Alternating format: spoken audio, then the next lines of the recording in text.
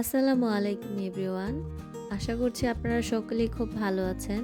আমার কুকিং স্টুডিওতে আপনাদের সকলকে আরও একবার স্বাগত জানাচ্ছি। আজকে আমি আপনাদের সাথে থানকুনি পাতা বা মানিক পাতার একটি ভর্তার রেসিপি শেয়ার করব। এই থানকুনি পাতার উপকারিতা সম্পর্কে আমরা সবাই কম বেশি অনেকেই জানি, কিন্তু এর উপকারিতা সম্পর্কে জানা সত্ত্বেও কিন্তু আমরা অনেকেই এটা পছন্দ করি না খেতে। কিন্তু যদি আপনারা এরকম ভর্তা তৈরি করেন তাহলে অবশ্যই এই পাতা দিয়ে ভর্তা দ্বিতীয়বার তৈরি করে খেতে চাইবেন। থানকুনি পাতা দিয়েও যে এত মজাদার ভর্তা তৈরি করা যায় তার জন্য কিন্তু অবশ্যই পুরো ভিডিওটা ফলো করবেন। এবার আর কথা না বাড়িয়ে চলে যাচ্ছি মূল ভিডিওতে। আর এই ভর্তাগুলো তৈরি করার জন্য আমি প্রথমেই নিয়ে নিচ্ছি বেশ অনেকগুলো থানকুনি পাতা। এবার এই পাতাগুলোকে আমি কুচি কুচি করে কেটে নিব। দেখতেই পাচ্ছেন আমি পাতাগুলোকে ছোট ছোট করে কেটে নিয়েছি। এটাকে কিন্তু আমি বেশি কুচি করে কাটিনি। আর হ্যাঁ, পাতাগুলোকে কুচি কুচি করে কাটার আগেই আমি পাতাগুলোকে ভালো করে ধুয়ে নিয়েছিলাম। এখন চুলায় আমি একটি প্যান বসিয়ে দিয়েছি। এর মধ্যে আমি 2 চামচের মতো সরিষার তেল দিয়ে দিয়েছি। এবার তেলটাকে আমি একটু গরম করে নেব। এবার গরম তেলের মধ্যে 10 থেকে 15টি আমি শুকনো মরিচ ভালো করে ভেজে নেব।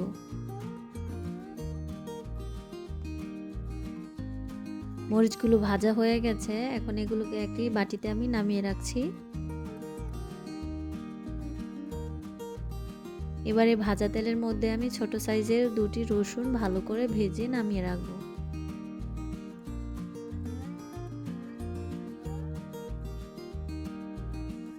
রসুনগুলো ভাজা হয়ে গেছে। এখন এই ভাজা তেলের মধ্যে আমি 3টি টমেটো ভালো করে ভেজে নেব।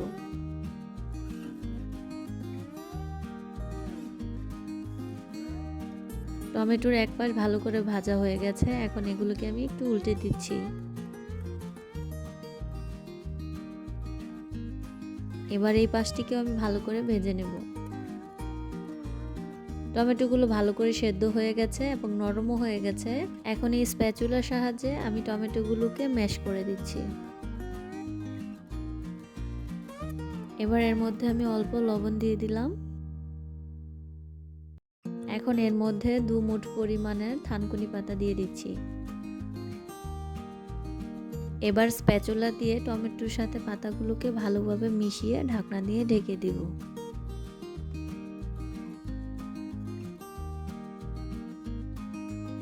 পাতাগুলো সেদ্ধ হয়ে গেছে। এখন এগুলোকে আমি নামিয়ে রাখবো। এখানে আমি একটি ছোট ব্লেন্ডার মেশিন নিয়েছি। এবার এর মধ্যে আমি দিয়ে দিচ্ছি সেদ্ধ করা থানকুনি পাতা এবং টমেটো। এবার যে রসুনগুলোকে আমি ভেজে রেখেছিলাম সেই রসুনগুলোকে আমি এর মধ্যে দিয়ে দিলাম। এর মধ্যে আমি এখন দিয়ে দিব ছোট 2 পিস মরিচের আচার। আপনারা চাইলে এখানে যে কোনো তেলের আচার ব্যবহার করতে পারেন। আমার ব্লেন্ড করা হয়ে গেছে। আপনারা চাইলে এটাকে শিলপাটায় বেটেও নিতে পারেন। এখন আমি ভর্তাটা তৈরি করার জন্য একটা পেয়ালা নিয়ে নিয়েছি। এর মধ্যে আমি দিয়ে দিচ্ছি প্রায় অনেকগুলো পেঁয়াজ কুচি। পেঁয়াজটাকে আমি একটু লবণ দিয়ে ভালো করে মেখে নিচ্ছি। এবার এর মধ্যে আমি 4 থেকে 5টি শুকনো মরিচ ভাজা দিয়ে দিচ্ছি। এবার পেঁয়াজ এবং মরিচ ভালো করে আমি কচলে নিচ্ছি।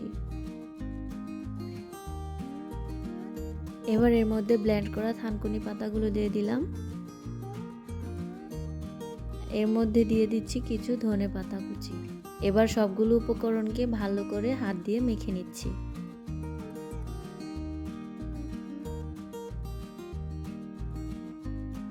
আমার প্রথম ভর্তাটা তৈরি হয়ে গেছে। এখন আমি আপনাদেরকে পরবর্তী ভর্তার রেসিপিটা তৈরি করে দেখাচ্ছি। এবার আমি আরও একটি বাটিতে দিয়ে দিচ্ছি কিছু পেঁয়াজ কুচি। এর মধ্যে দিয়ে দিচ্ছি আরও কিছু ধনেপাতা কুচি। এবার এর মধ্যে দিয়ে দিচ্ছি আমি শুকনো মরিচ। এবার লবণের সাথে সবগুলো উপকরণকে ভালো করে চটকে মেখে নেব।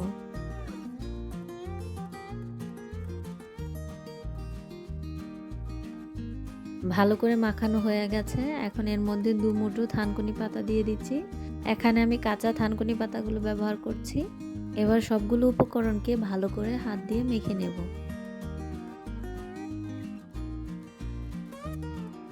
দেখতেই পাচ্ছেন আমার দ্বিতীয় ভর্তাটাও তৈরি করা হয়ে গেছে।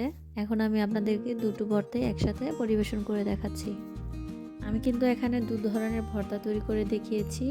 এই দুটো ভর্তাই খেতে কিন্তু অনেক মজার হয়ে থাকে।